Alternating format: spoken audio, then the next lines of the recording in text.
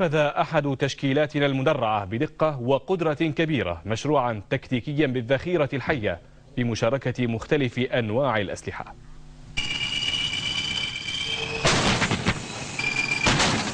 مشروع تكتيكي بالذخيرة الحية نفذه أحد تشكيلاتنا المدرعة شاركت فيه مختلف أنواع الأسلحة بما فيها الطيران المقاتل وحوامات الدعم الناري والمدفعية الصاروخية. وأظهرت القوات المشاركة كفاءة متميزة وقدرة كبيرة على إصابة الأهداف المحددة بدقة.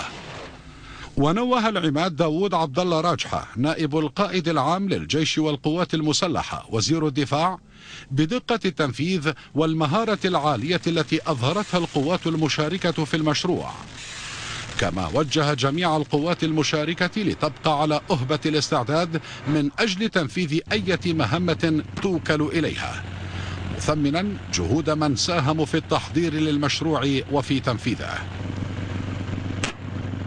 وأكد العماد راجحة أن قواتنا المسلحة الباسلة بقيادة السيد الرئيس الفريق بشار الأسد ستبقى وفية لعهدها في الدفاع عن الوطن وحماية مصالح الشعب والتصدي بحزم لكل من يحاول العبث بأمن الوطن واستقراره.